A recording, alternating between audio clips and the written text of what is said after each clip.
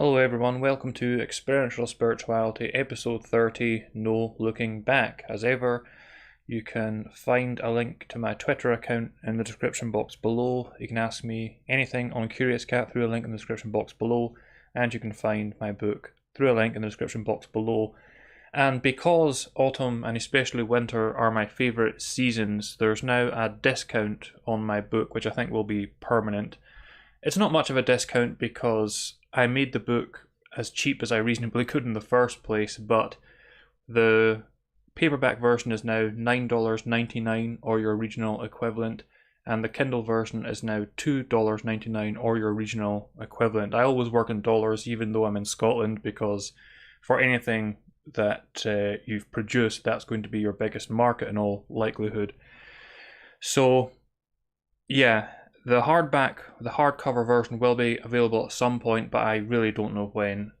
Perhaps before the end of the year or maybe early next year, I don't know, but things are underway in that regard.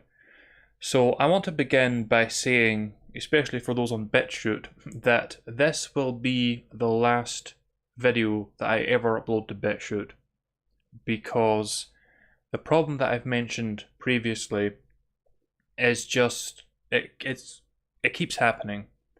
And what it is that you can upload videos to BitChute just fine, but there's only about a 50% chance that they will actually process. And it's not just me that's having this problem. Every user I know is having or has had that problem in the past. For example, I sometimes talk about Revenge of the Cis. If you look at their BitChute account, you'll notice that they haven't uploaded anything on that account since November of last year, and it's for this reason. See, Royce from Revenge of the Cis, he's the one in charge of editing videos and uploading videos and so forth, and what it came down to is that it just took so long to upload a video successfully to BitChute that he just didn't have time to do it, and that's the position I find myself in. I tried 6 different times to upload last week's live stream to BitChute, and it just failed to process every time, and I'm just too busy to sit there trying over and over again, so I just have to give up on the site. So I'm going to try and upload this live stream to BitChute, and hopefully I'll be able to do it, but if I do, it will absolutely be the last video that I upload to BitChute, which is a shame because of all the new crop of alternate social media platforms, BitChute is the most popular because they got in early essentially. But honestly, they don't deserve it on a technical basis, because like Odyssey and Rumble are far superior on a technical level. And so if you are watching this on BitChute and you're not one who uses Google and therefore YouTube, and you do want to keep watching my content, then please do look in the description box below and find my Odyssey and/or Rumble account, because those are the only alternate media platforms that I'll be uploading to in the future. It's got to the point now, they've had 4 years to sort this problem out, and they haven't sorted it out. Meanwhile, they're talking about all these other features that they plan to introduce, live streaming and so forth. It's just unworkable. And I've tried many solutions to get the problem solved, but again, it's not just me that's having this problem. It's a very common problem for anyone who wants to use the website. Now, about last week's live stream, if you watched it at the time, you'll notice that when you return now, there's less content than there was. That's because I've gotten into the habit sometimes of going back to live streams I've just done and editing them down for time to make them more concise. Like in last week's stream, I spent some time talking about 3 of my favourite YouTubers. I ended up editing that out in the end because the live stream went on for 2 hours and 20 minutes and I thought that was a bit too long, so I just cut that bit out and it brought it down to a nice 2 hours. So in all likelihood, if you watch these streams live, you're probably going to see content that no one will after the fact, because I sometimes edit them down for the sake of time. Still on the subject of YouTube, there's been a change in YouTube policy this week, which essentially means that you can't offer what they call medical misinformation, but which is essentially just any perspective on the vaccines and their efficiency and their safety that is contrary to the main narrative. Now, I've been on YouTube for long enough to know that it wouldn't ever have been a good idea to go down that path anyway, so I have never said anything about vaccines in that regard. All I've said is, all I've shared is the reasons I'm not getting one, which is that as a perfectly healthy 37-year-old today, it's my birthday today, as a perfectly healthy 37-year-old, I'm at near zero risk from this virus, which itself has a survival rate just shy of 100%.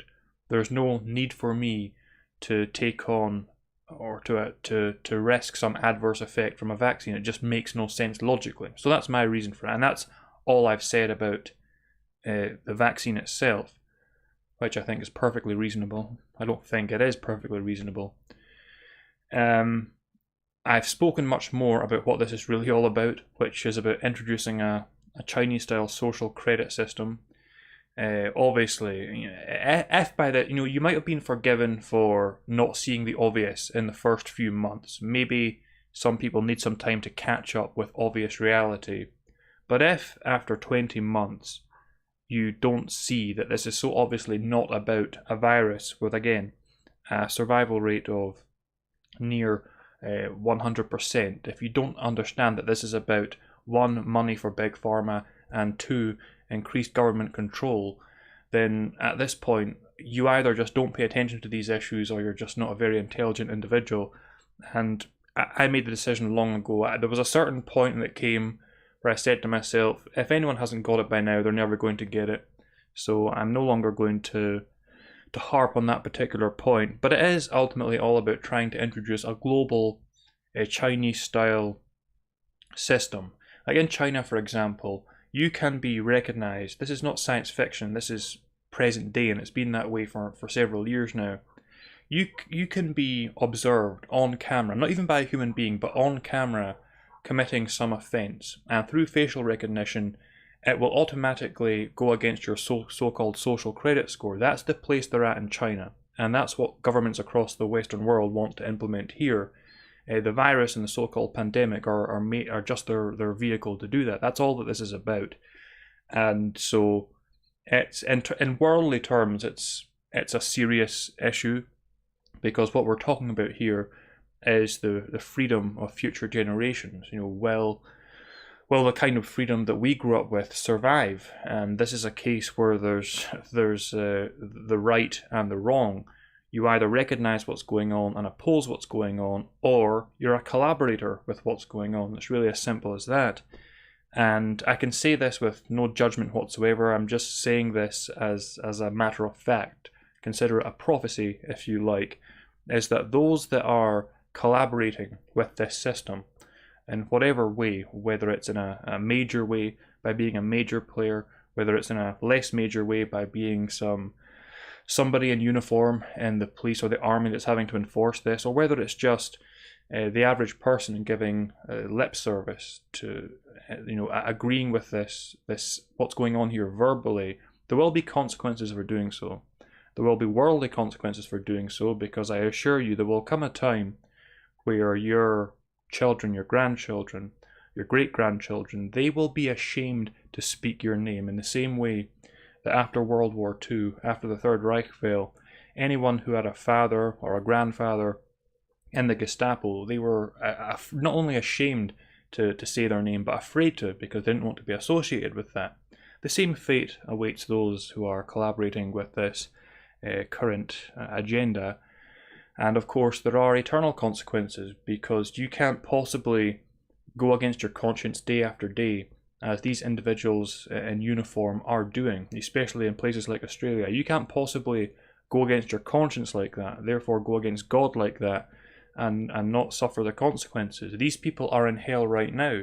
The individuals who are genuinely afraid of a virus that has a survival rate of, again, just shy of 100%, they're in a form of hell, because they're living in fear when there's no reason to. And certainly those that know perfectly well are acting immorally, those who are deciding to act against their own consciously, yeah, they're in a form of hell as well, and no one can say they don't deserve it. They do deserve it, because they make the choice to be there. So that is all I've ever said on the subject of the so-called pandemic. I've never made medical claims about the vaccine or its efficiency or its safety. I've simply given my reasons for not getting it, and I've said, if you want to get it, well, it's your choice as a free human being. And people watching these live streams will be in all kinds of different circumstances, and I can't make that call for any individual, and nor would I be presumptuous enough to do so. Everyone has to make that decision for themselves. So for me, there's really two separate issues. There's the vaccine and whether one should take it or not, and that's just personal choice. And then there's the other one, which is very black and white, whether you're a collaborator with this agenda to rob humanity of its freedom, or whether you're opposed to it. And as I've said before, most of us are not in a position to oppose it in any meaningful way. At best, we can simply speak against it because we're not in a position to do anything more. But the way to have the ultimate victory here is to, again, be happy and be productive, because if there's no doubt about one thing, it's about the fact that these conspirators and their collaborators, they are not happy individuals. They're certainly not happy individuals as they're going along with this. So yeah, I've never made any medical claims about the vaccine because I was smart enough, I was too smart to do that here on YouTube, because I know what YouTube is like. And by the way, that doesn't mean that I or anyone else here on this platform is safe. At the end of the day, if YouTube wants to get rid of a user, then they're going to do it. They're going to find some excuse to do it. So I'm not pretending that I'm completely 100% safe, because I know the reality of YouTube. I've been on here, I'm 37 today. I came on here when I was 21, so I'm terrible at mathematics. Is that nearly 20 years now? Is that true? Over a decade and a half, let's just say. So BenMax says happy birthday, thank you, and Tate says happy birthday, thank you. Tate, either you're part of the problem or you're part of the solution. Exactly. And at the same time, I don't think there's any reason. It would also be counterproductive to become some kind of raging zealot, even against this agenda, because that's not going to be helpful for you on a personal level, certainly not helpful on a spiritual level. It's enough that you make your position known, that you're firm in your principles, and again, that you ensure that you're productive and that you're happy living life. So another thing that happened this week was that I got an email from Ancestry.com. Long-time viewers will know that last year, I think it was, or was it early this year, I can't remember, but I got a DNA test with Ancestry.com.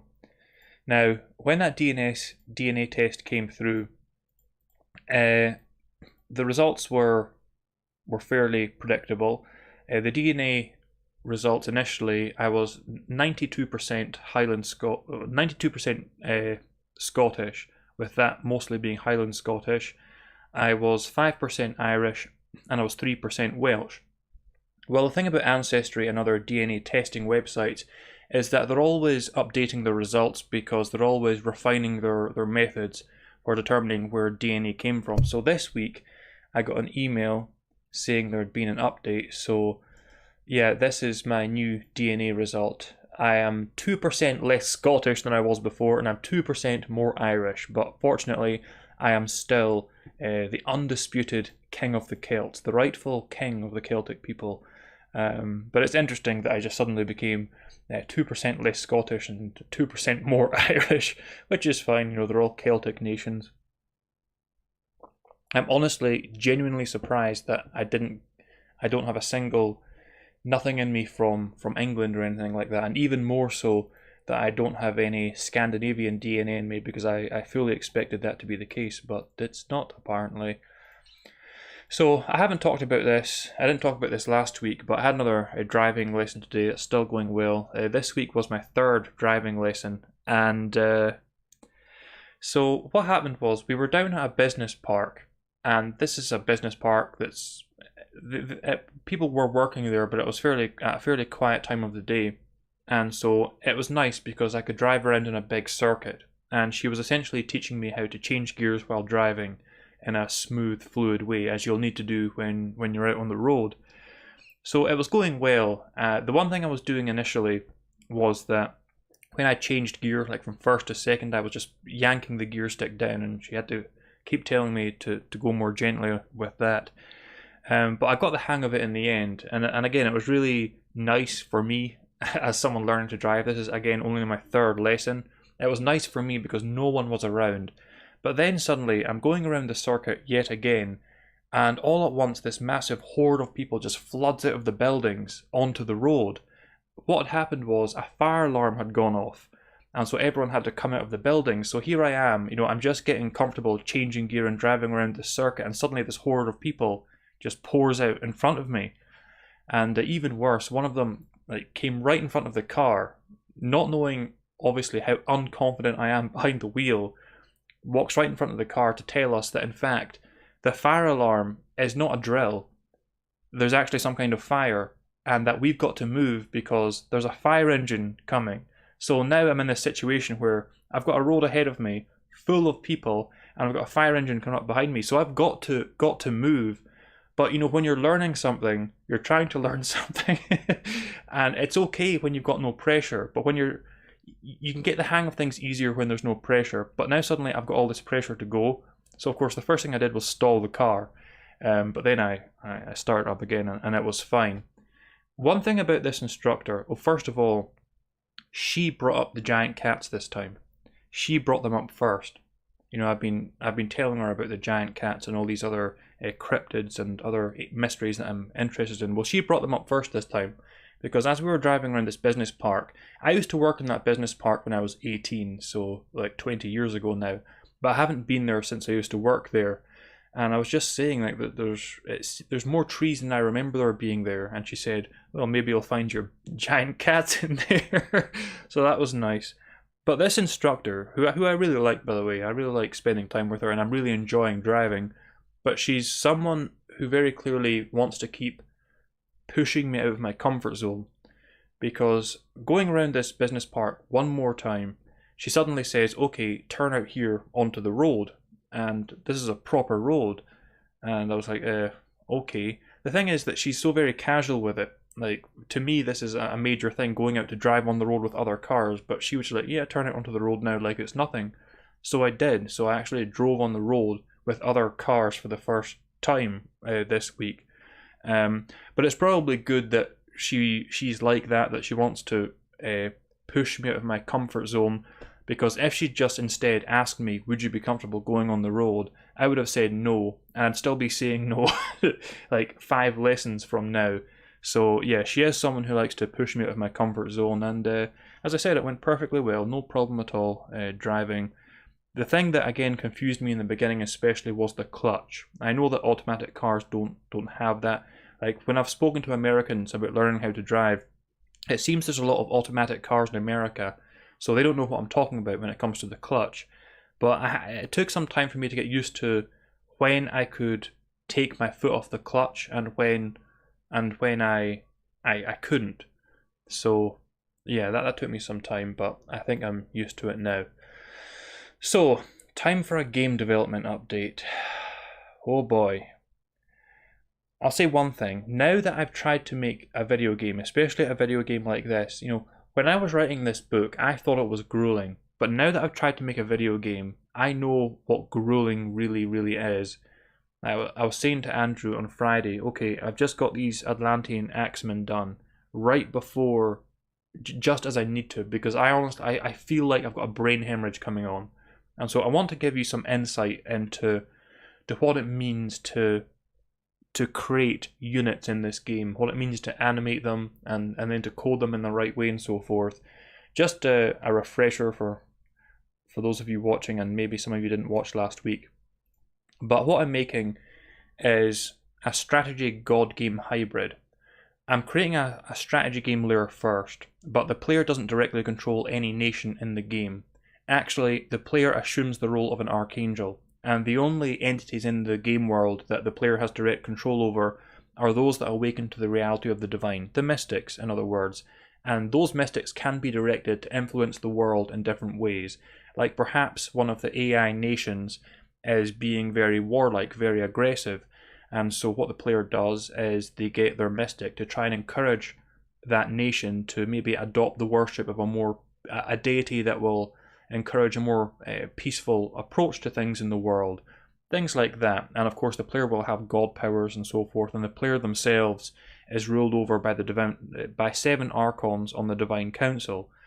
So that's a brief overview of the game, and I went into more detail last week. But what I didn't really emphasize last week is that even though the point of the game from the player's perspective is to save as many souls as possible before the catastrophe, because this game is set in the 4th epoch, so you've got mythical nations like Atlantis, Lemuria, Mu and so forth, the goal of the player is to save as many souls from around the world, whatever nation they come from, as possible before the catastrophe kicks in. So again, it's rather comparable to Yeshua and his apostles trying to save as many individuals before the destruction of Jerusalem in 70 AD, except in a prehistoric concept, which I think is a really great idea. But what I didn't mention last week is that this is not just set in the last days of the 4th epoch. You, as an archangel, have to guide the development of these civilizations from the very beginning of them right to the end. And that was always the intention of the game. So these civilizations go through different stages of development. But what I realized this week is that, this village originally was intended to represent their first stage of development. But actually, if you look at it, it's fairly advanced, because for one thing, there's agriculture here. Now, why I decided to draw cabbages, I don't know. I should have done something more universal like wheat or maize or something like that. I'll probably have to change that. But the fact that they've got agriculture suggests that they've got a relatively advanced state of affairs already. So this week I implemented 2 earlier periods before this, the first of which is nomadic. So the game begins, you don't have any settlements at all. The nations don't have any settlements. What they have is a single group of warriors and a group of settlers, essentially. And what you're looking for at the beginning is, well, what the AI nations are looking for is a place to settle. Then you, as the archangel, you have to use your god powers and your various ways of influencing the world to guide each of the nations to their promised land, as it were. And that's a great thing, is that implementing that kind of early era, it enables me to have a Moses-style scenario, where the Jews are wandering the wilderness for 40 years. It enables me to have that kind of scenario because now the AI nations begin looking for a homeland, essentially. And they're going to be beset by monsters and all kinds of things. So that's really, really great. I've expanded the premise a little here.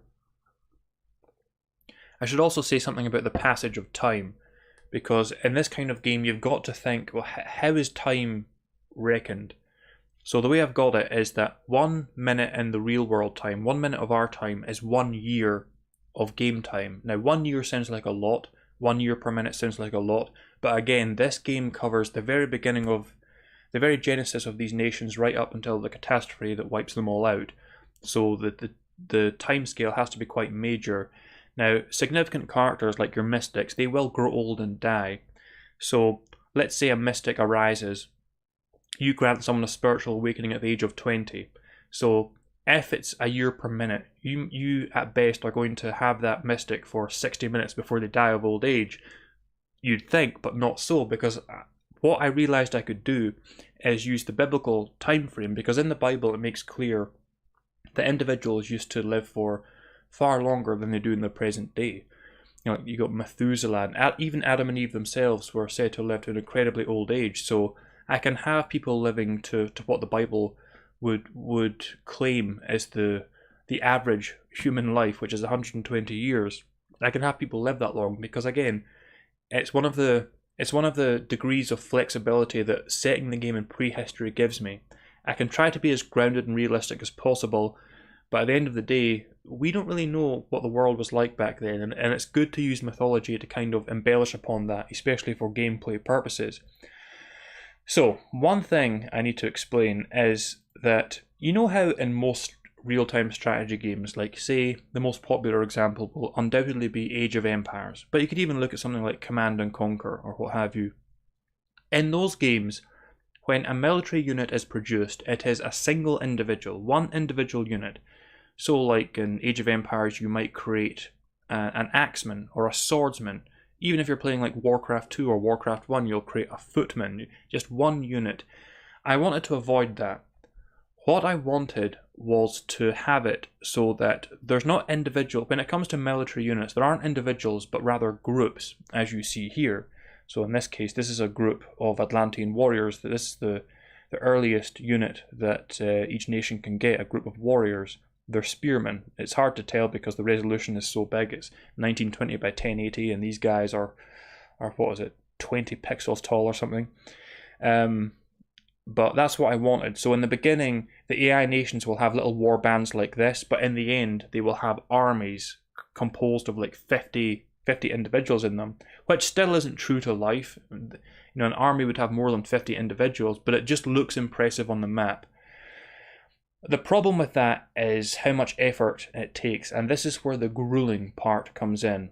So first of all, in this game, units can walk in 8 directions, and my units, there's 6 frames of animation whichever way they walk. So that's a total of 48 frames of animation for every single unit I create. So that alone is grueling enough, and I'll explain to you the method I've devised to do this. So here's Aciprite. This is the program I use, and let's move this over here. Well, what's interesting about Aciprite is that it's specialized in pixel art, and it itself looks like pixel art. So I've got my different categories here. I don't know why that's...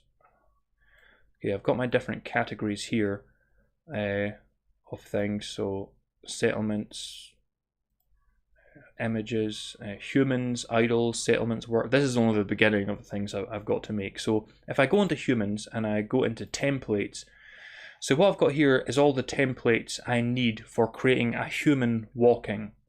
So a human walking in all 8 directions: north, northeast, east, southeast, south, southwest, west, northwest, and then north. So if I open a human template east, the 6 frames of animation for walking east, and by the way, there's also an idle animation for each as well. If I open them, you can see here that I've got this template. So then what I can do is color these templates in and add any weapons for each unit. So let's say I want to create a swordsman. All I have to do is go through these 48 human templates and create these frames of animation as the swordsman, you know, putting the sword in where it's appropriate and so forth, and paying attention to changes.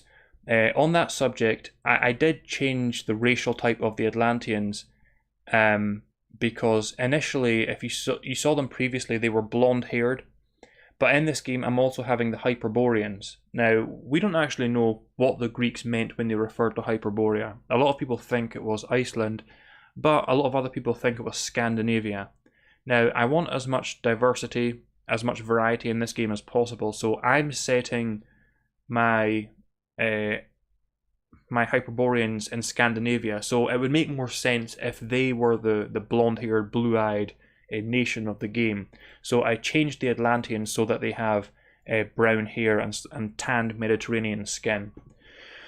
So, for example, here's the human template for the East walking unit. So when I made my Atlantean, let's say, axeman, I changed that template so that it reflected the Atlanteans. Now, obviously, when I'm showing you zoomed in like this, it doesn't look good at all.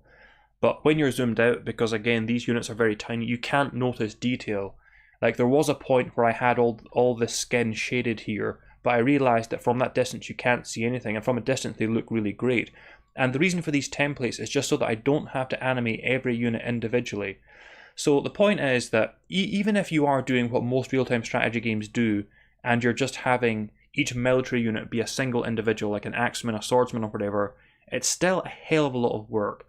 But because I want to create groups, here's what I've had to do, is that, okay, so I create 48 frames for an axeman, or a swordsman, or a spearman, say. What I then have to do, because I want them working in groups, if I go into warriors here, is that I then have to place them all in a single sprite. But here's the crucial thing, is that you don't want them walking in lockstep for the most part. Like, what I don't want to do is take, so this is the Atlantean warriors walking east. What I don't want to do is take the first frame of the east walking animation and just paste it 5 times, because then each of the units will be walking in lockstep. Now that does make sense for like more disciplined armies, which would march in a disciplined fashion, but it doesn't make sense for a band of warriors like this at all, because they wouldn't be organized like that. See, this is the kind of attention to detail I'm really concerned with. So what I have to do when I'm creating these groups is that I have to have a little notepad here, and I say, okay, so up here, this spearman walking east, this is beginning in the 3rd frame of animation. This one's starting in the 5th frame of animation. This one's in the 1st frame of animation, and then I make the 6 frames of animation for this east walking group, cycling through the different variations, so that ultimately they're all walking differently. But obviously, again, when it comes to the larger, more disciplined armies, I won't do that. I won't have to do that because they'll be walking in lockstep. But this is what I was saying, that this is just a grueling process, and that's why I said to Andrew on Friday, Andrew, I've got my warrior unit finished, and thank goodness, because I can feel a brain hemorrhage coming on.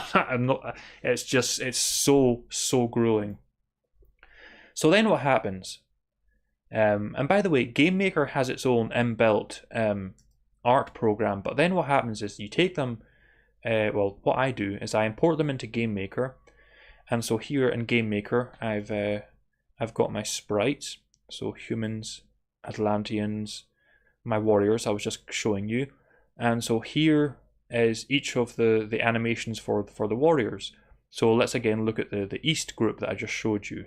Here's the East group, the 6 frames of animation, and if I play it, that's how they'll walk in the game. Now that looks decent even when you're zoomed in like this, but it looks even better when you're zoomed out, and they're tiny figures. And they look great because they're walking, yes, but they're not walking in lockstep in a way that would make them look unnatural. And of course you can change the frame rate of how fast they're walking, so let's go for 30, which would be ridiculous. But yeah, frame rate of 5 I figured was good. So for each unit you have all your animations here in the sprites, and you've got your collision mask as well. This is more for creating a platform game. It's not too relevant to the game. I mean, it's always relevant, but it's not as relevant when you're making a strategy game as it would be if you're making a platform game. So then what you do in the game itself is you've got your objects up here. So you've got all kinds of animations for, like, the Atlantean spearmen, say, but in the objects itself, if I go to Atlantean Warriors, there's only one object for Atlantean Warriors. Now let me try and explain this. So an object is like a template. An object is like a template. So I've got that one object, which is the Atlantean Warriors. That is the template for Atlantean Warriors, including all the code that dictates what Atlantean Warriors will be like and what they will do in the game. So in the game, let's say the AI nation creates 3 bands of Atlantean Warriors. There's not 3 objects being created. There are 3 instances of that one object, that one template being created in the game. That's what is happening here. So there'll be 3 instances that are copies of that object, of that template.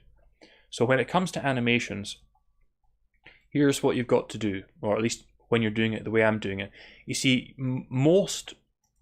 when individuals are creating games with a top-down perspective, they won't go in as much detail as I'm doing. I've got my guys moving in 8 directions.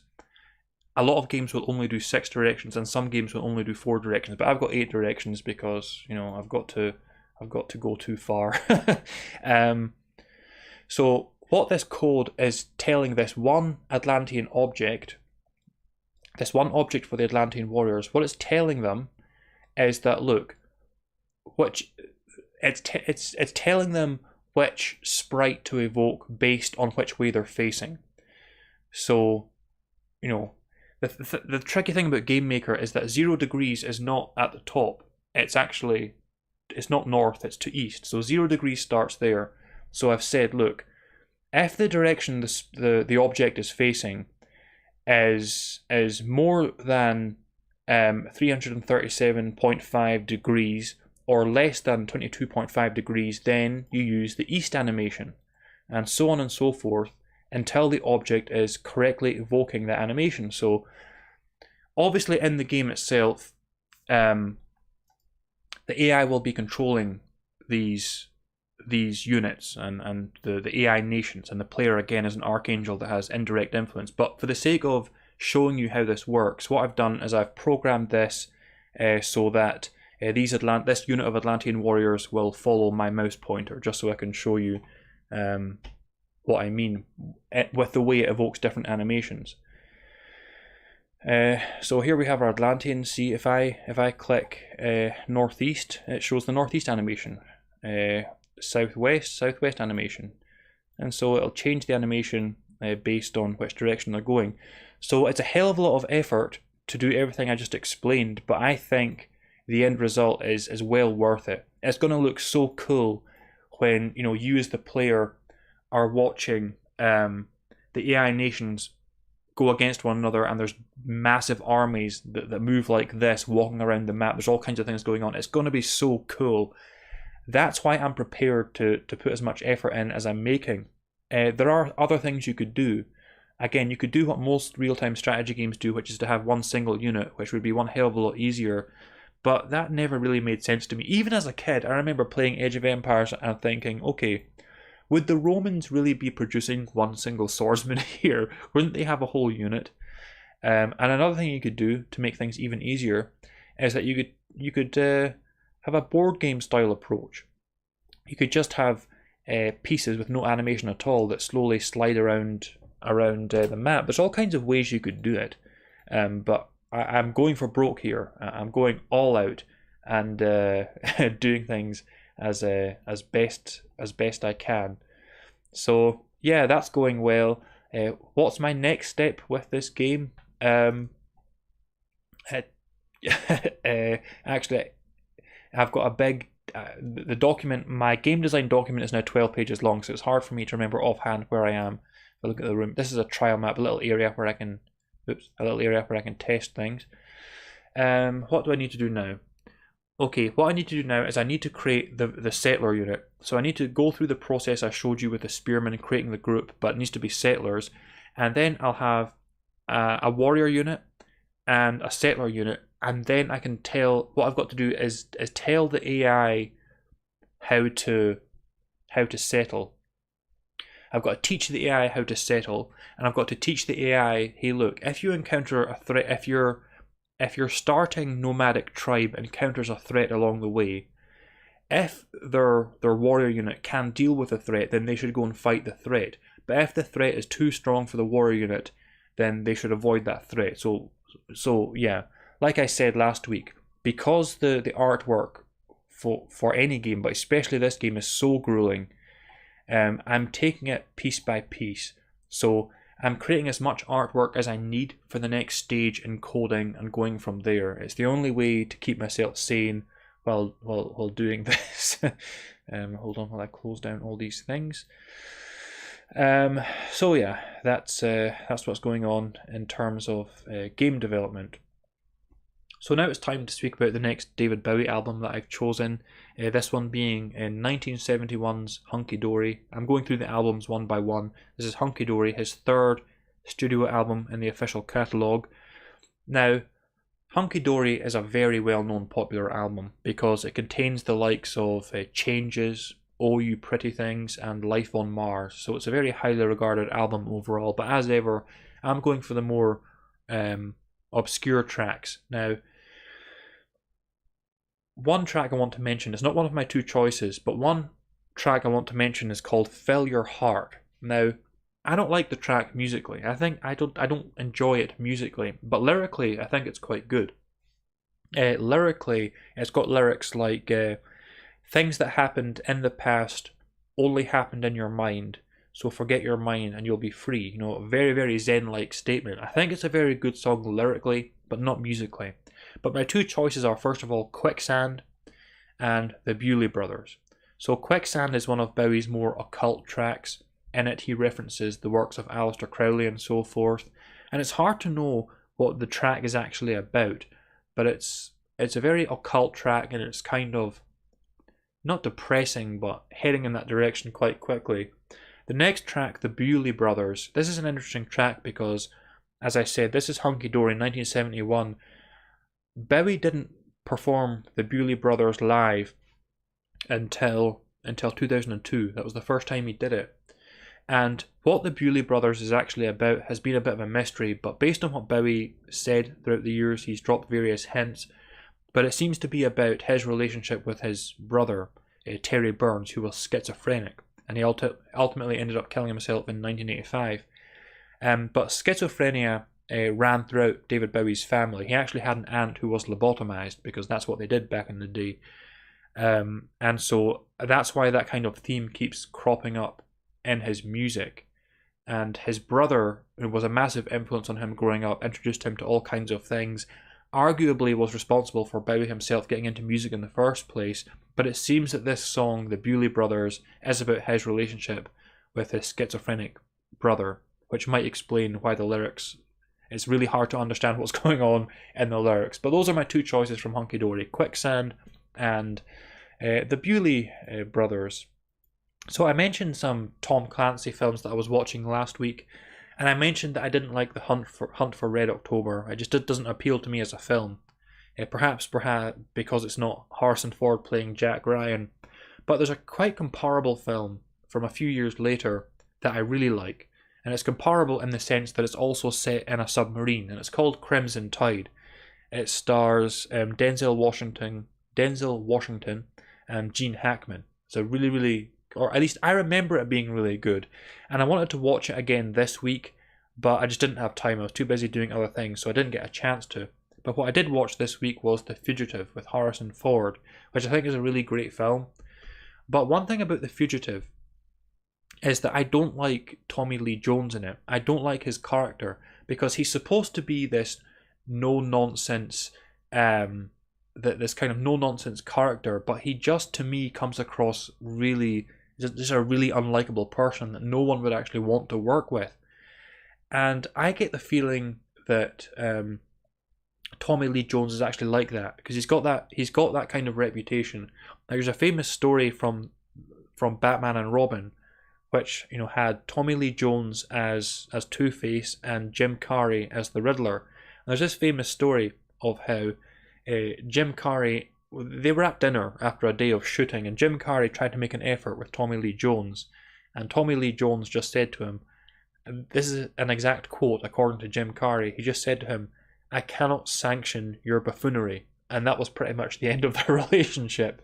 So I get the impression that Tommy Lee Jones is one of those actors where when you watch the characters they're portraying, you're kind of seeing the actor themselves in a certain way.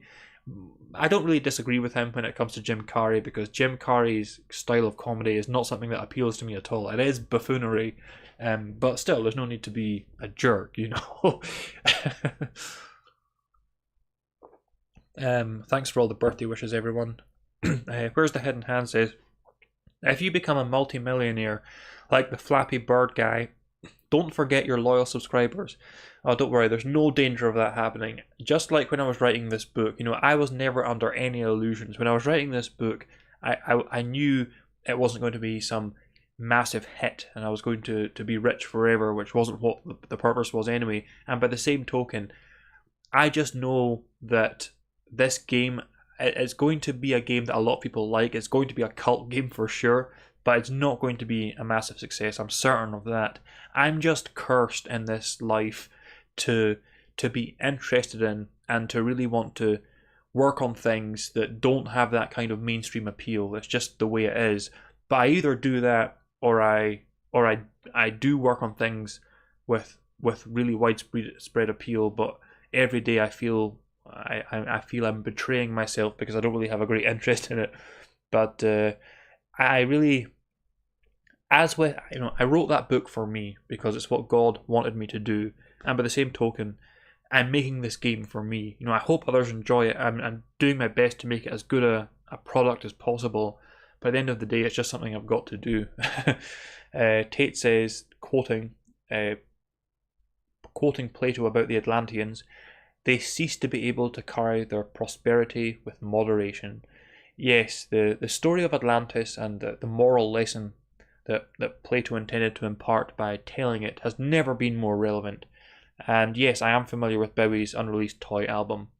I didn't know it was getting an official release later this year, but I have heard it because it was leaked online quite early on, I think. So, one more bit of film news, something I didn't expect, and this is completely random, is that I found out yesterday that on the 11th of next month, Sylvester Stallone is releasing a director's cut of Rocky 4 with 40 extra minutes of material. It's being released for one night in the cinemas on the 11th of November, and then the next day it's going to be available on streaming platforms. Now, for those of you who aren't as much of a film buff, Rocky 4 is the one where he fights Dolph Lundgren as Ivan Drago, the big Russian guy. It's the most dumbed down of the Rocky franchise, and so that's why it surprises me that that's the one that's getting a director's cut with 40 extra minutes of footage. It's going to be a completely different movie in that case, but I'm really looking forward to seeing that. I want to see what they've done to that film. You know, when my granddad was still alive, I used to go round to his house every so often, and I just phone him up and say, "Hey, Grandad, you fancy watching a film?" And he'd usually say yes, unless there was some major football match on. So one time, the film I took with me was Rocky 4, because I like the Rocky films. I took Rocky 4 with me, and after watching it, my granddad said, "Yeah, it was an enjoyable film, but it was such a propaganda piece." And he was right. Rocky 4 is it's a product of the Cold War era, and in certain ways that haven't necessarily aged all that well. So the idea that Rocky gets up in the end, and even though the Russians hated him at first, they love him in the end because of his enduring spirit. It's I don't know if that kind of element stands up too much in the cynical age, but I still enjoy it, to be perfectly honest with you, even though it is, again, clearly a product of the Cold War era. So if Sylvester Stallone is trying to transform this kind of comic book movie, this product of the Cold War era, into some more serious piece, comparable to like Rocky Balboa, then that will be highly interesting. But absolutely, the day that is available on Amazon Prime, I will be watching it. I want to see what they've done. Bugsy says, "I don't believe ancestry DNA results. I think they adapt the results to encourage people down dead ends, and that they use your internet usage to attempt this." I don't know what you mean by internet usage. Tate says, "If he dies, he dies." Ivan Drago. That's another thing, because there's a trailer out for this director's cut of Rocky 4, and in the trailer you see Drago saying more than he ever has. That's going to be a weird experience, because Drago is infamously, he doesn't say much. So it's going to be weird seeing a film if he has all this new dialogue. It's going to be really bizarre. But yeah, that's just something else to look forward to. So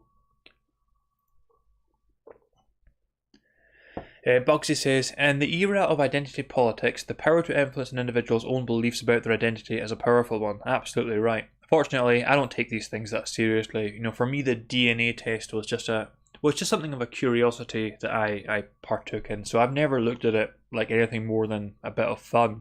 As I said the last time I talked about it, there's been a few people contacting me on the Ancestry website asking me if I know about this relative or that relative, because on the Ancestry website, once you submit your DNA results, they link you up with other individuals who have close DNA results.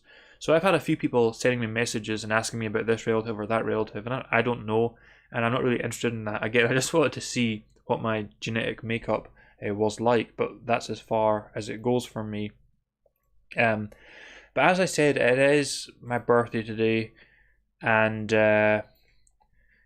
of course, I'm not really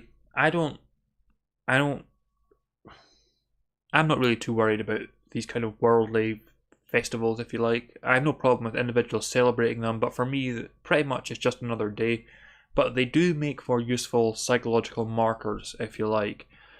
But, on Christmas, these days are very simple for me. So on Christmas, I'll go down to my mum's house and we'll have a steak together, and then I'll come home. That's it. That's my Christmas.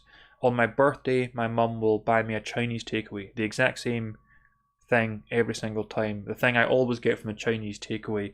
Special fried rice, pork fried rice, fried chicken with barbecue sauce. That's what I always get from a Chinese takeaway. So that's my Christmas and my birthday. That's all they are. I don't want anything. I don't feel I need anything, you know. But it is a useful time psychologically, I think, these kind of events, because it allows you to kind of reflect upon things. And I saw a great quote on Twitter last night. Obviously on Twitter, I'm following all kinds of accounts about spirituality, and I think I was half asleep. Where's the hidden hand says, is it your birthday today? Yes, it is. But you said happy birthday before. I don't get it. So I think I was half asleep, and this quote, it's today. This quote just flashed before my eyes, so I didn't even register which account said it, or who it was attributed to. I just caught this when I was half asleep, and the quote was, "If you're depressed, you're living in the past. If you're anxious, you're living in the future." And that is so absolutely true. And I talk about that in my book, is that most individuals, they either live in the past or in the future. You know, they are either living with constantly day after day with memories of the past, or they are either anxious about the future. So rather than living in what I call the eternal moment, the present moment, they're projecting their mind either into the past or in the future, and they're never settled on where they are. And as that saying says, yes, if you're depressed, it's because you're living in the past. If you're anxious, it's because you're living in the future. So that's why this episode is called No Looking Back. Because, you know, on my birthday, it's as little heed as I give such events, it is a good psychological marker. It's a good time to reflect upon where I've come from and where I am. And one thing I've been very keen on for a long time is not to look back on the past, and not to be attached to anything in the past, and that includes individuals that I've had in my life before. I'm just not worried about any of those kind of things at all.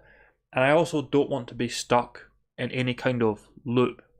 The thing about this is that when you put yourself in the position of a teacher, even if you don't mean to, because by the time you make a live stream called Experiential Spirituality, by the time you write a book called Experiential Spirituality, the Mystic Answer to Everything, you are essentially positioning yourself as a teacher of some kind. But the thing is that I don't regard myself that way. As I say in the book, you shouldn't bestow yourself with any kind of title. And the fact of the matter is, my journey is still ongoing. You know, reality is still unfolding before me day after day after day. There are still all kinds of new experiences that I should have in my future if God lets me live for any significant amount of time. And so I'm still on my own journey. It's not like I've suddenly stopped my journey. No, I'm content with where I am spiritually. This sounds like a strange thing to say, but the spiritual journey has to stop at some point in the intellectual sense. The spiritual journey obviously never ends experientially, because that's what we are. You know, we are spirit, we are consciousness, and our experiential journey never ends. But the intellectual journey has to end at some point. And that's the problem for a lot of souls, is that because they mistake spirituality for being an intellectual endeavor, their spiritual journey, as it were, it never ends. It's just an endless cycle of different theologies, different groups that they join, and so forth, and it becomes a torment to them. My intellectual journey has certainly ended. I have spent more than enough time studying all these different things, having all these different debates, when the truth is really very, very simple. So now I don't have to be concerned with that. I can just enjoy life as it unfolds before me. And again, I'm only 37 years old. On the one hand, I feel old, but on the other hand, I feel young, which is kind of strange. Of course, this is just the age of my mortal form. But to give you an example, if I see a good-looking girl, like say she's 19 years old, and just for the record, in this country, the age of sexual consent is 16, but I'm just going to use 19 because I think it's a more relatable number. If I see a 19-year-old girl and she's really good looking, and my initial instinct is to think, oh, she's really good looking, and to think, well, why not, if I have any interest in her in that way, why not try to get with her? And so it takes a second for my brain to remember, wait a minute, you're 30 odd now, you're nearly 40, because I don't feel, in that sense, I don't feel my age. I still feel 20, because I haven't aged so much that I'm feeling it physically yet. So I still feel like I'm 20. So again, if I see a young girl aged 19, I don't immediately think, I'm not immediately reluctant to speak to her, But then in another way, I feel so old. I didn't expect to live this long in many ways, and I don't know how long God is going to give me to live, but I'm certainly going to enjoy my experience and be productive while I'm still here. As I've said, every single day around the world we hear tragic stories of people dying. Speaking of the vaccines, as I did at the beginning, I saw a story earlier where over in the United States somewhere, Oregon, I believe it was Oregon, this mother, 37, and that's the reason the story stuck with me, because she was the same age that I am now. I saw this just last night. This 37-year-old mother of two, she didn't want to get the vaccine, but she worked in some place that required it, and so she eventually gave in, got the vaccine, and she died as the result of some adverse reaction. And it's things like that, is that people die around the world every single day for all kinds of reasons. There's little kids that die. So even spirituality aside, it's always been inconceivable to me that someone should fear death, because if even children can face death with courage, as they often do, why shouldn't, what's stopping an adult doing the same thing? But then you bring spirituality into it, and there's nothing to worry about at all. It's there is no death in that sense. There's death for your mortal form, but for the souls that we actually are, it's just another permutation of experience that continues beyond this material realm. So I have no fear of death whatsoever. But again, to quote that great sage Robbie Williams, I'm not afraid to die, I just don't want to. I really enjoy life. I really want to make this video game. I really want to go out looking for those big cats. I want to write the next book about these mysterious creatures of the Scottish Highlands. There's more I would like to do in life, but at the same time, I'm not being presumptuous, like when it comes to God, because I know God has been gracious in allowing me to live this long in mortal form in perfect health. He's allowed me to live long enough to acquire the knowledge and understanding to be able to write this book, something I really wanted to do, and I can't really ask for more than that. So I would like to stay alive and make my video game and do all these other things and enjoy what I can here in the material realm. But if God decides that's not going to be the way it goes, which he may well, then there's no room for complaint. Not that there's ever room for complaint before God anyway, but you know what I mean. One thing that I need to change in my life, I think, is that I need to be more conscious of my single-mindedness, because as I've said, when I start on a project, when I get invested in it, I do it obsessively, and honestly, in most cases, that's the only way these projects get done. If I hadn't been that single-minded and that obsessive, I don't know how long it would have taken to write this book. And by the same token, the only way I can endure the kind of grueling process I showed you earlier when it comes to drawing and animating those units is because of that obsessiveness, because of that single-mindedness. But I think I need to make an effort to bring greater balance to that, because what can happen, for example, is that I might see part of my flat that needs cleaning, and I'll say to myself, okay, I'll clean that right after I've just worked on this little bit of this video game. And then, of course, 7 hours later, I'm still sitting there working on the video game, and I've done nothing. And if I've got nothing else to do, like if I've got like a week where I've got no other commitments whatsoever, I can easily sit right here for that entire week, just grabbing micro sleep every now and then and just working on my projects. I think that's got to change because I can see a point where that begins to affect me physically. There needs to be more fresh air in this place. I need to dust this place more often. Just little things like that. I want this place to be have a more pleasant ambience. I had scented candles once. I don't have any now, but I did once and I really liked them. I don't know anything about Feng Shui. This was it.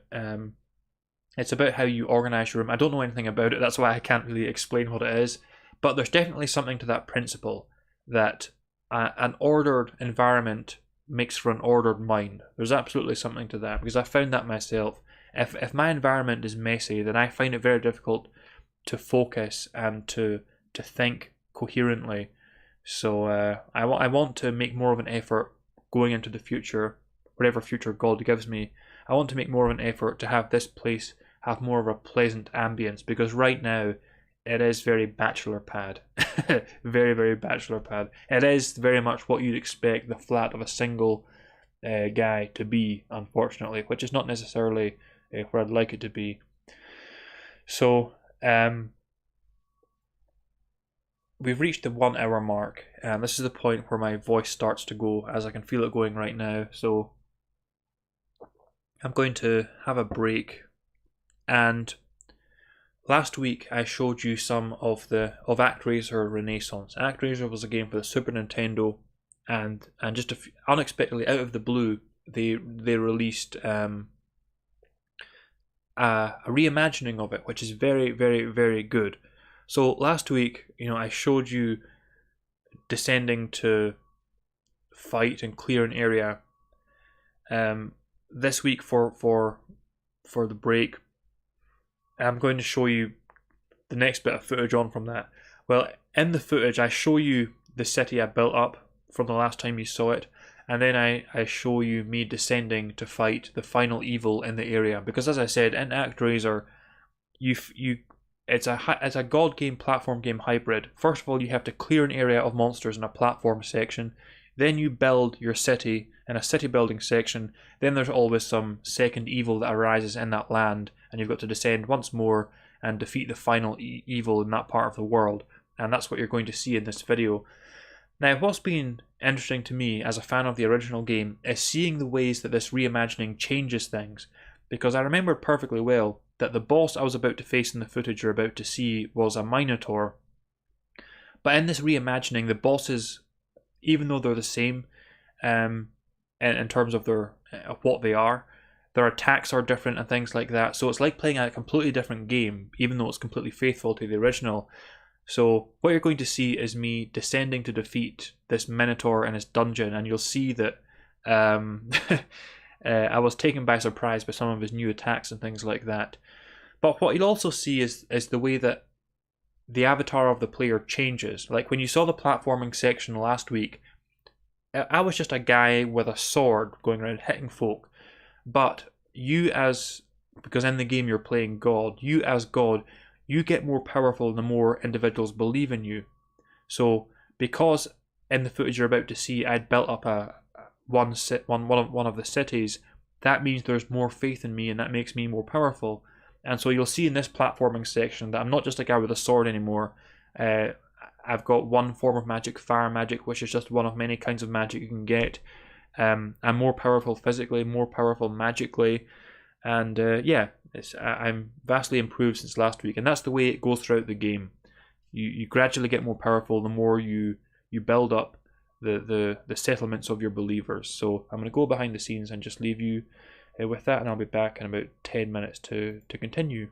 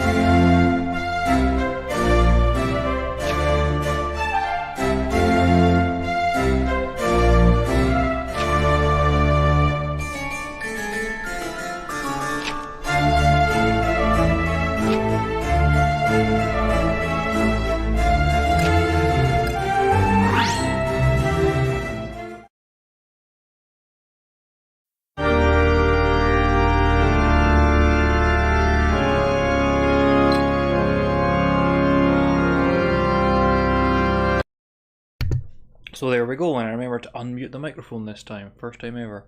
Bugsy says, I don't play computer games. I've never owned a computer, the console or handheld or individual game more advanced than what would have been available in 1982 to 1983. I enjoy this insight though.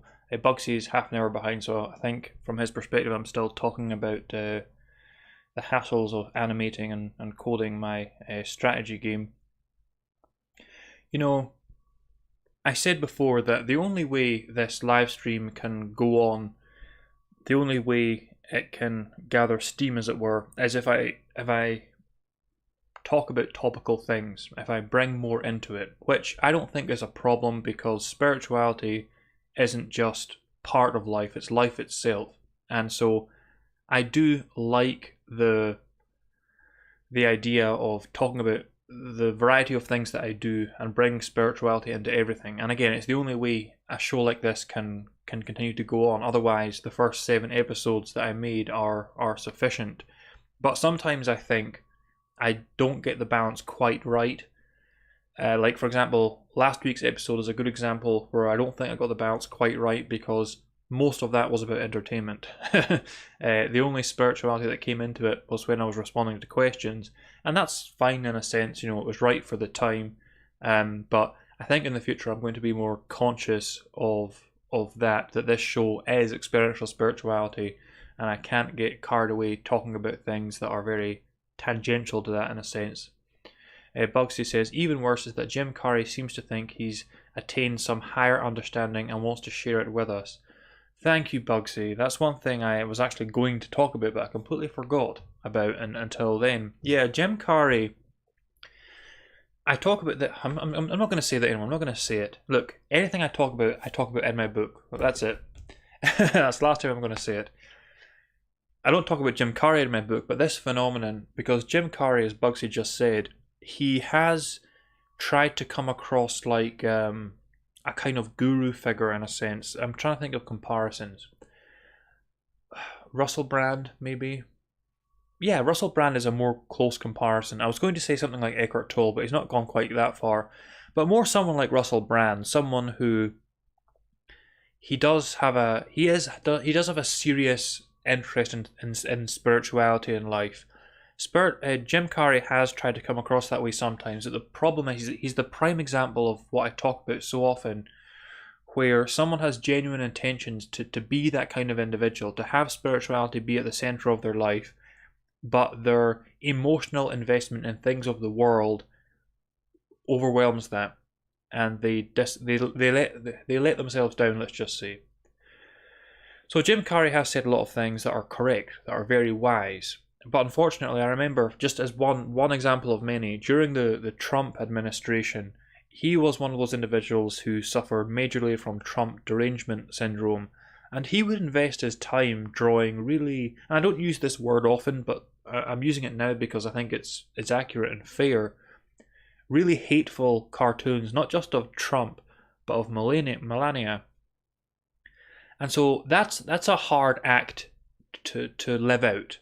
To, on the one hand, try to be seen as a guru of some kind of Eckhart Tolle style guru, but then on the other hand, invest what must have been a significant amount of your time drawing really hateful and demeaning cartoons of people you don't like. That's that kind of balance. There may be some people who buy into that kind of balance, but most individuals are going to say, well, no, you can't on the one hand be this individual that's all about spirituality, that kind of love and light spirituality, but then on the other hand, invest your days in drawing hateful caricatures of people you don't like. It's one or the other. Those two things don't really mesh well together. So yeah, I know exactly what Bugsy is talking about when it comes to Jim Carrey. Again, he has said some stuff that is true, that is spiritually sound, but I think it's a case where, as is so often the case, individuals get too emotionally invested in things of the world, and they throw their discipline or their self-control out of the window. And it's something that we all have to be conscious of, because any of us could do that at any time. But that's something worth noting about Jim Carrey in particular. So there was another big cat sighting this week that I want to talk about. And this story was reported in many outlets, but this is from the Daily Star. Big cat the size of Great Dane spotted by couple as experts swamped with sightings. Tracy Brown says she and her husband will definitely get a photo of the enormous black cat if they see it again, as they say people do not believe their sighting. Now this photo is not from the sighting at hand. That's from a previous sighting, although honestly I think that's a house cat based on the ears and so forth. That doesn't look like a big cat. And this is a major problem because I've talked about my own big cat encounter before, and there was no mistaking what this thing was. Again, it was within 6 feet of a friend and I, and it was massive. It honestly looked like a jaguar. It was a massive, like, giant tiger-sized cat. There was no mistaking that. To me, this looks like a house cat, and this presents a problem. And it's the same in any area of cryptozoology. It's that if people just hear about these big cat sightings and they're presented with photos like this, a lot of them are just going to dismiss it as nonsense, which is unfortunate. But anyway, a big cat expert has been swamped with 25 sightings since a, quote, puma was spotted.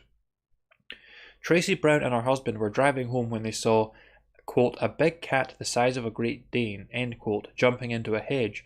The couple described the beast as looking exactly like the Puma sports brand logo. Mysterious UK wildlife detective Frank Tunbridge says the remarkable sighting in the forest of Dean, Gloucestershire, is one of many he has recently received. He says he has received news of potential sightings from Devon, Worcestershire, Scotland, Ross-on-Wye, and more from the forest of Dean, as well as reports of skunks and wolves. Frank, who gives talks on unusual wildlife sightings, told Gloucestershire Live, so far 25 emails have come my way. These detailed and often emotional accounts provide the facts of the existence of the British big cat now being a part of our wildlife in the UK. So yeah, that's basically the story. So another sighting, these sightings are relatively common. And so what I did after I saw that and I heard that guy's name is I shot him an email. And I said to him, hey, look, I'm interested in these big cat sightings too. And what I did was I copy and pasted him the account of my own big cat sighting from the 11th chapter, or it's the 10th chapter of my book. I related that to him, and I started talking to him. I asked him, because that's the first time I've ever heard of this guy. I asked him, what do you think about the more extreme possibilities? What do you think about the possibility that these are supernatural entities, what I call ethereal echoes? I haven't received anything back from him yet. I'm sure he will respond.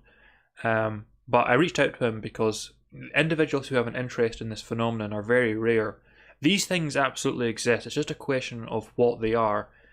The reason I'm open to the possibility that these things are ethereal echoes, which is to say astral echoes of creatures that once lived in the area, is because when my friend and I saw the big cat, again, it was about 6 feet in front of us, but it didn't even acknowledge our presence. It just casually went along in the darkness, didn't acknowledge our presence at all, which I thought was very, very strange. Not only that, as I explained to that guy in the email, there's been many big cat sightings up here, a few miles west at Betty Hill. There were so many livestock being killed, apparently by a massive cat, that Police Scotland even opened an investigation. They didn't find anything, but that's how serious things got up here. And as I said to him in the email, what I found is that even though people don't talk about this kind of thing casually, because I'm the kind of person who doesn't care, I'll happily start talking to someone I've just met about anything, the Loch Ness Monster, what have you. So I just go up and ask people straight up, have you ever seen any of these giant cats? Have you ever heard anyone who has? I find that an incredible amount of people around here have a friend or a relative who has actually had a sighting of one of these big cats. I was speaking to someone I've spoken to for years, the girl Iona I dedicated this book to. I was speaking to her just in recent history, and I can't remember what we were talking about, but the subject of these big cats came up, and she just suddenly says to me, oh yeah, my mum's friend saw one of them when she was driving out in the country. And it's one of those situations where, well, why wouldn't you tell me that? I should be. That's how it should be. Anyone who knows me, if they think they see a giant cat, if they think they see a ghost, please tell me straight away. I'd like to know these things. And personally, when I have one of these encounters, when I have some kind of spiritual experience, I want to tell everyone. I want to have it on record. Paul Washer, an evangelical preacher, he used this comparison once. I thought it was great, and I want to give him his due credit, rather than pretending that I came up with this. But Paul Washer, he once pointed out that in the Old Testament, God instructed the ancient Israelites to build a monument, at significant points. And Paul Washer said that, we should be building monuments at points in our spiritual life. If we have some kind of major spiritual experience, or if God has done something great for us, we should make that known and testify of it. So we're building our monument just like the ancient Israelites did in their journey with God through the wilderness. I thought that was a great little lesson from the Old Testament there. But I think, as I said this in the email to the guy, I think the problem is that, and it's something I can't relate to, but I really think this is the case, I think that a lot of the time, if people see something, they're too embarrassed to say anything. They don't want to face the potential ridicule of claiming to have seen a big cat or something like that. Again, this is something I can't relate to because I've never felt that kind of pressure. But I think that's the reason that when you dig beneath the surface, you find that actually a lot of people have seen these creatures. But the question is, what are they exactly? Because as I explained in my email to him, where I live if you look at where I live in Thurso, in the far north of Scotland, right at the very north of Scotland, just a few miles from John O'Groats, you'll see on Google Maps, for example, that it's flat land for the most part. It's mostly farmland, mostly moorland. The forests that do exist are almost entirely, what would you call them? Industrial forests. They're artificial forests, I guess you could call them. And my point was that I find it hard to believe that flesh and blood creatures, and there must be more than one of them, given how many sightings there have been, and how long they've been going on for. There must be multiple of these creatures. I just find it inconceivable that a creature like that, or multiple creatures like that, could survive without being seen on a daily basis in an area like this. But I said to him in the email, I could be wrong, because I'm not an expert on big cats by any means. And I do know that cats of all kinds, they're most active at dusk and dawn. So maybe that's the reason, but still. And there's another reason for me to be open to more extreme possibilities on this matter, because, and I believe I've showed you this before, but it can never be emphasised enough, here in the Scottish Highlands specifically, we have this legend, the legend of the cat Seath, which is Gaelic, and we also have the Sioux Seath, which is a canine version of the same thing. But the cat Seath, this is just a Wikipedia article, the cat Seath are these phantom cats that have always been said to roam the Scottish Highlands. Some thought they were some kind of fairy, some thought they were some kind of witch, but these things have always been seen throughout the Scottish Highlands. And throughout the world, whether you're talking about down in England, over in North America, among the Native Americans, for example, there are these tales of both phantom cats and phantom dogs. So there's something to this. There is reason to, if you're open to the possibility of the spiritual or the paranormal, there is reason to entertain the idea that these things are not flesh and blood creatures. But then again, what makes it confusing is, as I said, there have been actual livestock attacks. Now, could there potentially be a spiritual entity that attacks flesh and blood things? I guess so, but I don't know. Maybe it's both. Maybe there's both flesh and blood giant cats and also ghost ones. I hope there are flesh and blood ones, because if I'm going to try and get proof of their existence for my next book, which is my intention, if I'm going to do that, they better be flesh and blood, because otherwise, I don't know, guess I'm going to have to, kill myself. Oh, that's a joke, YouTube. That's a joke, YouTube. I can't even joke about that anymore. I was going to say, I'm going to have to kill myself and go into the astral realm to get proof of the cat, but we can't make jokes like that here on YouTube in the present day. I have no intentions of harming myself if I die and the newspapers claim it was a suicide, they're lying. Someone took me out, because I would never kill myself. But yeah, I don't know. It's an interesting phenomenon. Tate says, David, were you and your friend intoxicated when witnessing this cat? Not to diminish your account, but perhaps spirits allowed such an opening in your perception. No, it's a very fair question, and no, we weren't. As I say in the book, the reason we were out in the countryside is because we used to have a friend called Chris, and he lived on a farm outside of town. So we used to walk out to his farm, spend a few hours there, then we'd take a shortcut across the countryside in the early hours of the morning, rather than following the roads back. And unfortunately, at that time, because we were in our early 20s, we just couldn't afford alcohol. You know, if we could have had alcohol, we would have, but we just couldn't afford it back in those days. I remember at one point, Chris tried to brew his own beer. He did it in his bath, and we had a taste of it, and it was okay. You know, I wouldn't say it was tasty, but it was okay. But it wasn't that night. His weird bath-made concoction didn't have, or did he do it in his bath, or did he have barrels for it? I don't know. We didn't actually see behind the scenes. We didn't see the process that led to this beer's creation. We just got it in cups, and it was fine. But it's a nice thing to make your own beer. It's nice to make your own anything. Thanks, Greta. So yeah, I don't know what to do about these giant cats, but they're real. They're out there, and it's very exciting. It's very, very exciting as far as I'm concerned. This is what I said to my driving instructor. You know, going driving now is my favourite part of the week. One, because I like my instructor. She's really nice. And two, because I do find driving fun in a way that is quite concerning. Because for me, again, I never needed to drive before now, because I could always take public transport wherever I needed to go, living where I do. And when I did decide that I needed to drive for the sake of this next book, I just looked at it as a practical thing. You know, I need to get from A to B, so I need to learn to drive. Simple as that. But I'm finding it really fun, and it's kind of concerning, because I can imagine myself just going out driving for the sake of it. Like, I can't wait. I'm having another lesson this week, and I can't wait to get in that car, get behind the wheel. I'm really looking forward to it. Now, was I going somewhere with that little anecdote? Maybe, but if I was, I've completely forgotten where I was going. So on to the questions. Can you explain a bit about Saint Michael? Honestly, I don't have much to say about Saint Michael.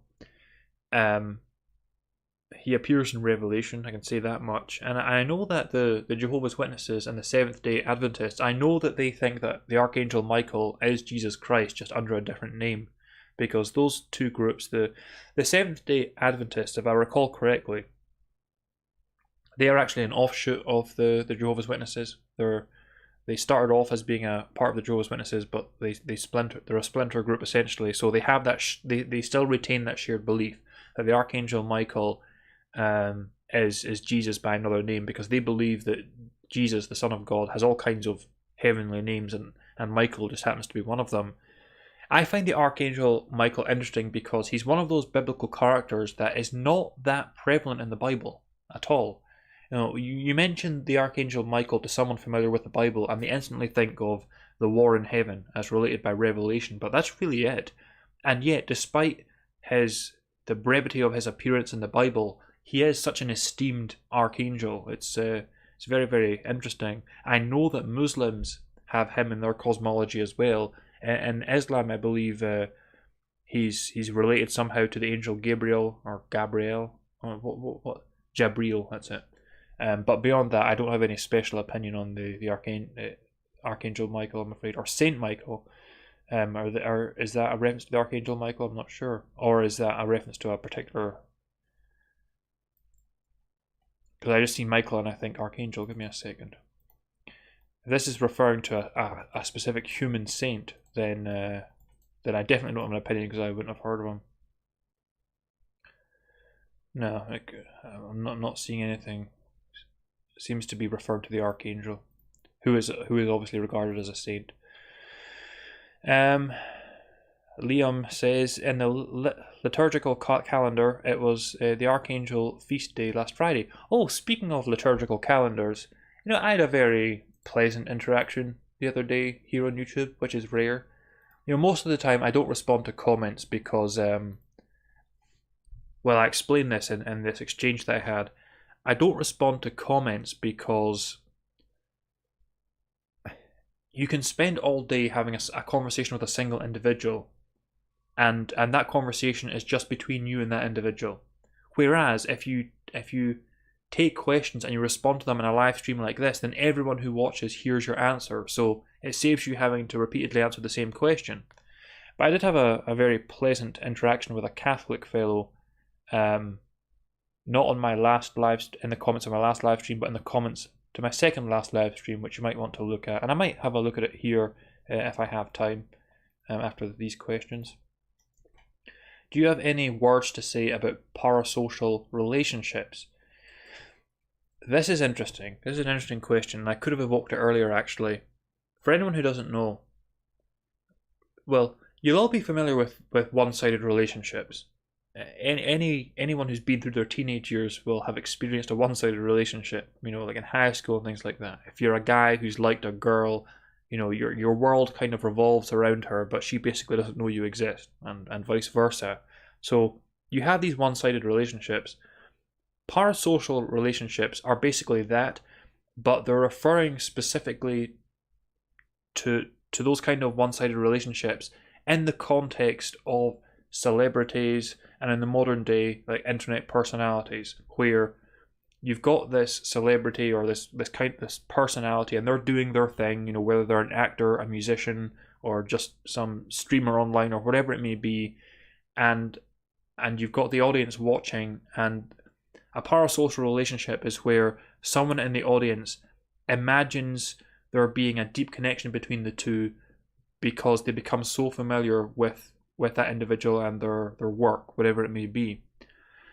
And I can actually relate to that, or I can understand how that can come about.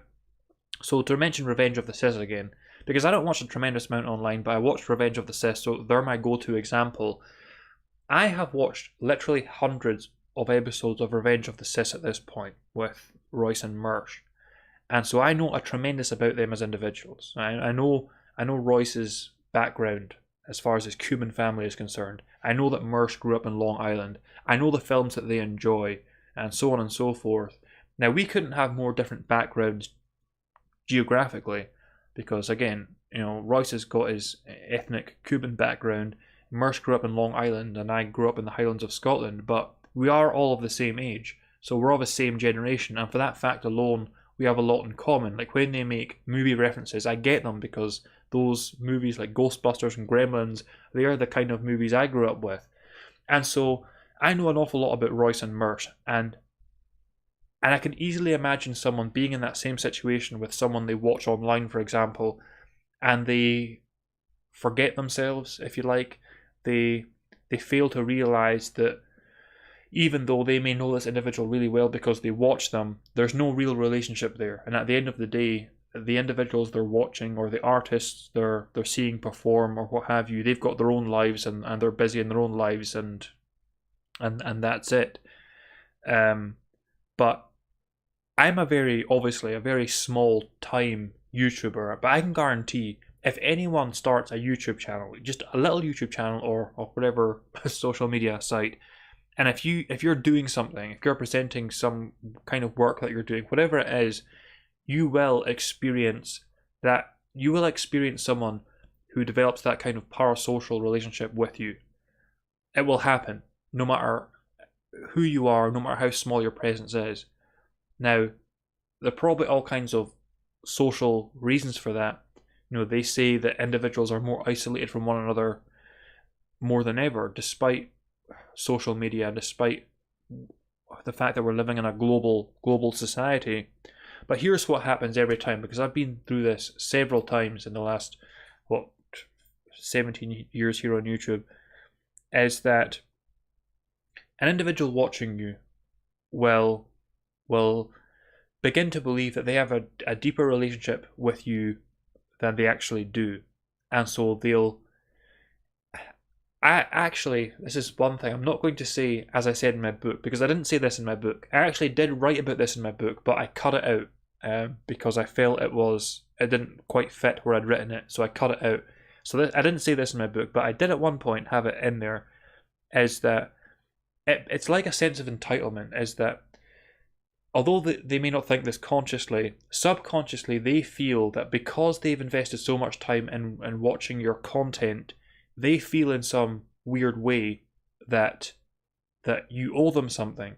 And so here's what happens, is that they'll constantly try to infringe upon your life. And when you set boundaries, as you inevitably will have to at some point, when you set boundaries, all of the supposed love and admiration they had for you, it turns to the most vicious hatred you can imagine. And so whereas previously this individual was being very nice towards you and, as far as you can tell, was your biggest fan, suddenly they go from that to being your worst hater imaginable. I've been through that several times. I guarantee anyone who has any kind of presence online, no matter how minor it is, I guarantee they've been through that at least once. And again, what is in view here are parasocial relationships, but this phenomenon is not uncommon. Again, to go back to the most common example, I'm sure you've all seen it, or maybe you've been through it yourself, where like a guy can like a girl, and he seems to be all in love with her and things like that, but if she rejects him, suddenly he becomes psychotically, he hates her psychotically, and he becomes her worst enemy. All of that supposed love he felt was suddenly transferred into obsessive hatred.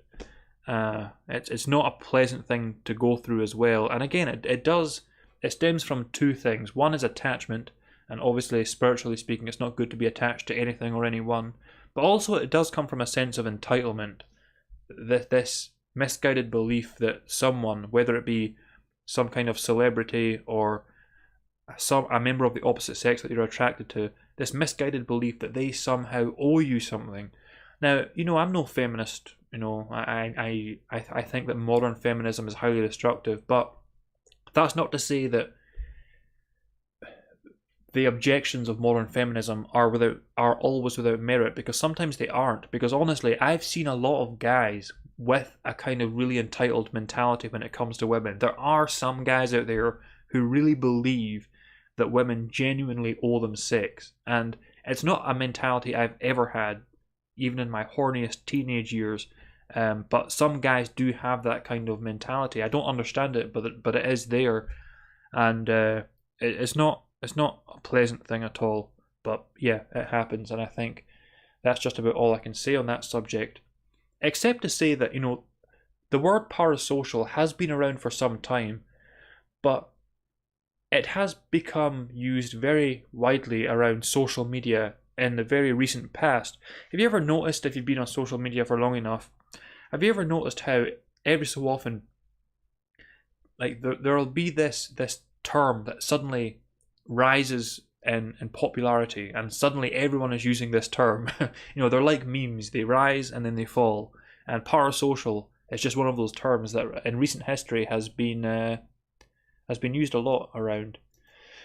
Yo, this is kind of old, but you heard Todd Howard is working on the next Indiana Jones game. Speaking of God Howard, what you think of Bethesda's games? I am interested in what you think of the Elder Scrolls series. Don't forget to buy your 10th copy of Skyrim. Oh, darn it. Here I was trying to get on the serious subject matter, and some vagabond has forced me to talk about video games again. Damn him.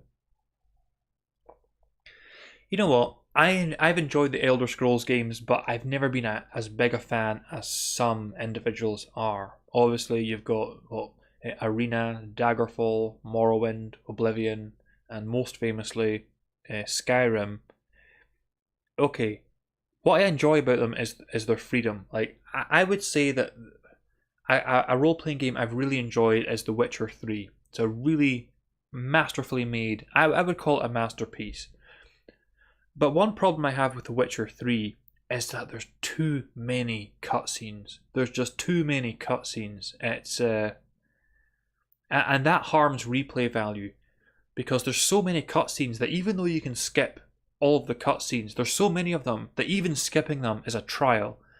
And it really robs the game of replay value, because you know that if you replay that game, it's a very long game, and if you replay it, you know that you're going to have to sit through all of those cutscenes again. And so, as much as I appreciate The Witcher 3 as a game, and I think it's a great game in many ways, it's got some weaknesses, but it's a great game in many ways. Right now, maybe in 2 or 3 years I can go back to it, but right now, the thought of going back to that game and sitting through all those cutscenes that I've heard 1,000 times makes me kind of queasy. So that's one thing that I really like about the Elder Scrolls games, is that they don't have that.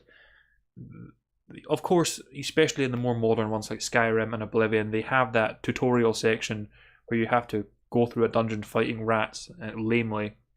But for the most part, the Elder Scrolls games, they kick you out into the world and they let you do what you want. That's what I really, really, really appreciate about them. And when Skyrim Special Edition came out, yeah, I bought it. I barely played it, but I bought it. And what I did when I did play it for a little bit is I created some wizard and I ran around zapping people. But for me, the Elder Scrolls games are rather like the Grand Theft Auto games. I've never played a mission in a Grand Theft Auto game. When I play a Grand Theft Auto game, the first thing I do is steal a car and drive around creating havoc until I get 5 stars and see how long I can survive. That's all I've ever done in a Grand Theft Auto game. And in the Elder Scrolls games, I'm inclined to do the same thing. I'm inclined to just mess about. But in the case of Skyrim, I did play to the end. I won the war for the Nords. And I found it... By the way, I'm not one to use mods ever, so we're talking about original release vanilla Skyrim here. But I found the ending very, very underwhelming, because you win the war for the North, something that should be a game-changing event, and yet people in the world, they barely react to it. The victory battle is just a bunch of NPCs standing around lamely going, yay. It's very underwhelming. The Dark Brotherhood quest in Skyrim is very underwhelming as well. I had to kill the Dark Brotherhood, and all it amounted to was going into a cave and killing a bunch of, 5 people. I thought the Dark Brotherhood were meant to be like this Illuminati organization that just had this stranglehold on civilized lands, but they're just 5 guys in a cave. The problem with criticizing Skyrim is that some individuals are very, very fanatical about Skyrim, and they will not brook a single criticism of a game, no matter how obviously true and reasonable it is. So I just think that games like The Witcher 3 do a better job of creating a convincing world. I mean, the smallest village in The Witcher 3 can compete with the biggest city in Skyrim, because in Skyrim you've got these relatively small settlements and they're populated by a handful of NPCs. They can't compare to the big cities in The Witcher 3. So, for me, there's no perfect role-playing game. The Elder Scrolls games are good, but they could be improved in terms of their role-playing mechanics and in terms of the believability of the world itself. But again, at least they're not forcing you to sit through half an hour of cutscenes for every 5 minutes of gameplay like The Witcher 3 does. Oh yeah, and as for the Indiana Jones game, yeah, I have heard of that, but it's kind of gone silent on that front, so it'll be interesting to see what they come up with. What's the relationship between God and the Void? Unfortunately, I don't know what you mean by the Void at all, unfortunately, so I can't even begin to answer that question. I don't like it when I receive questions that I can't answer, so I try to think about what they might be getting at, but I honestly don't know what the Void might be referring to. It's not a term I ever use myself. Okay, can you say something about Santa Claus, also known as Saint Nicholas of Myra? Happy Halloween, by the way. Yeah, I can actually.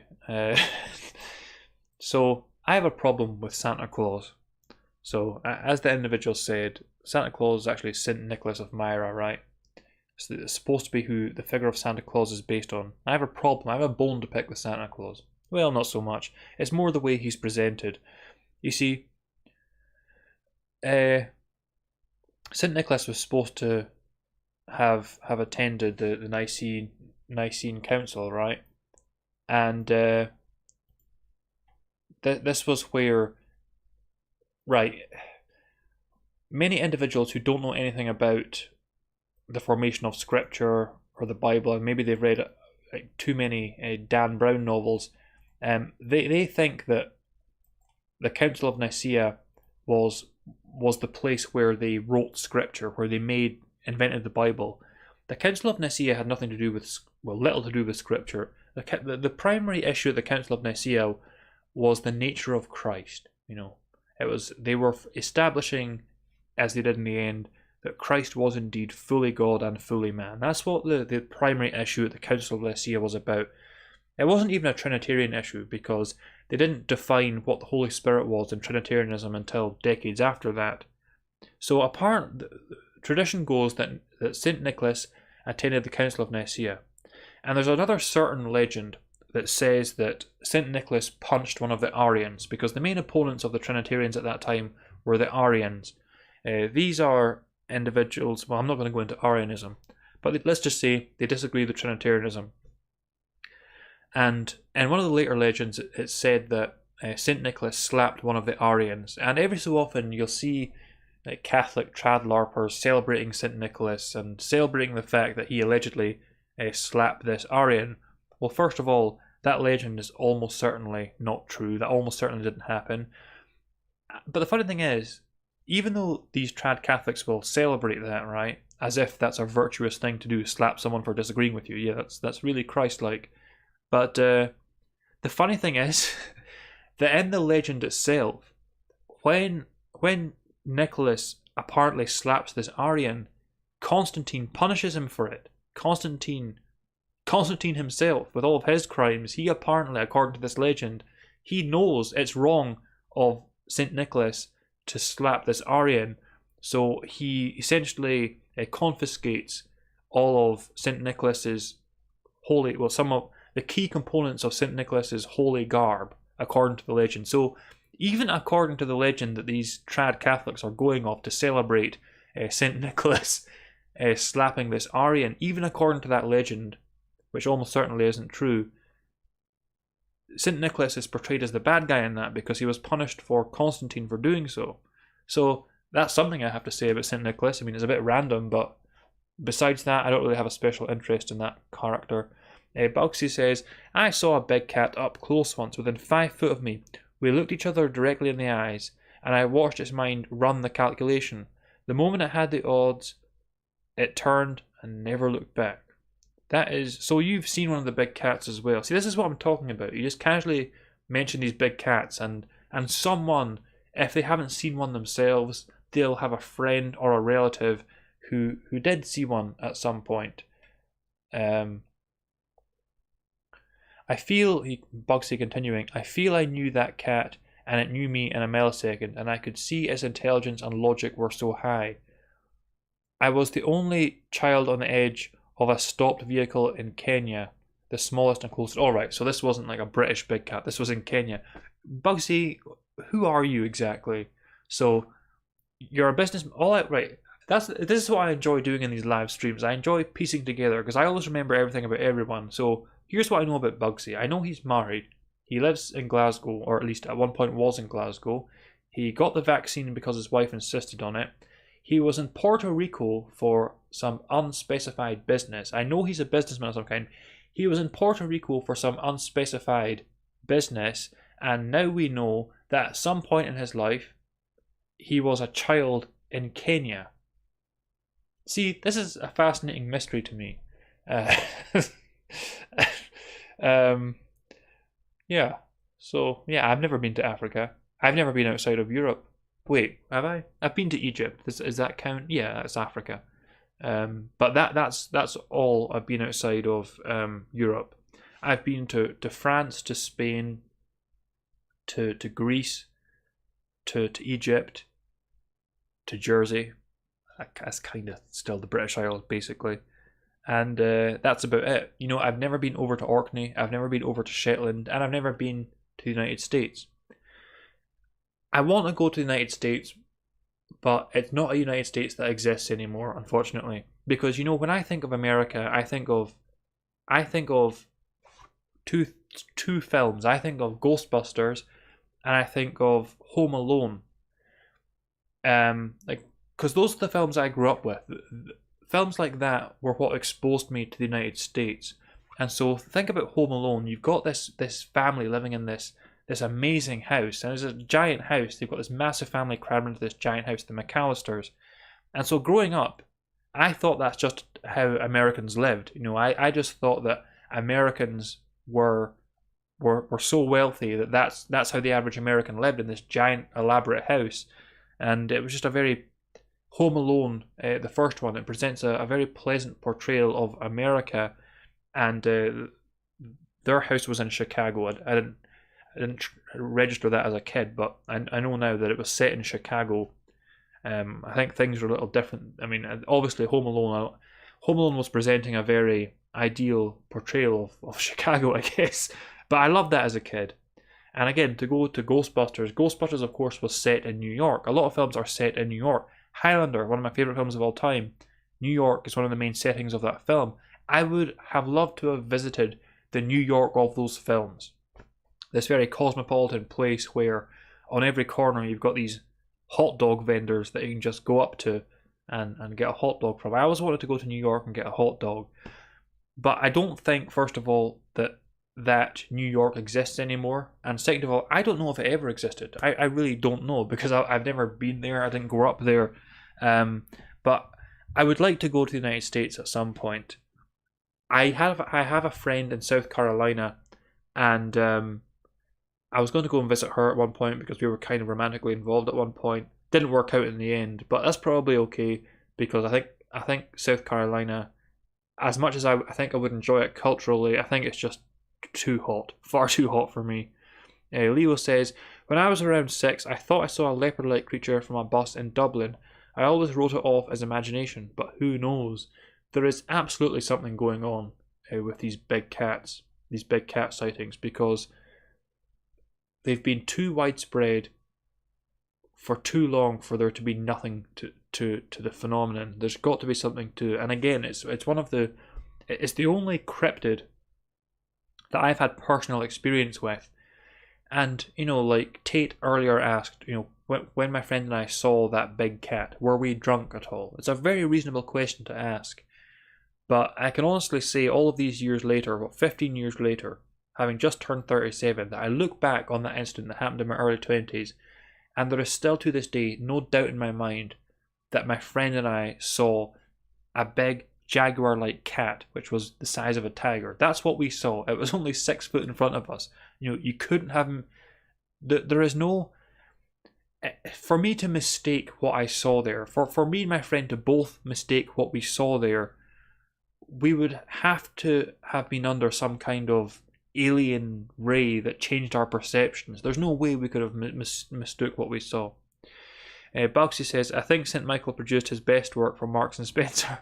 Their clothing range has suffered badly since they parted ways. Okay, I'm going to end this live stream here. It's been a solid 2 hours, and I really enjoyed myself this week. I think this is an example of a solid live stream. Maybe a bit anemic on the spiritual side again, but again, because this is a topical thing, it just depends what happens week to week. But again, spirituality is not part of life, it is all of life. And so yeah, I'm very happy with how this birthday episode went. Thank you very much for watching, everyone, and I'll see you at some point in the future.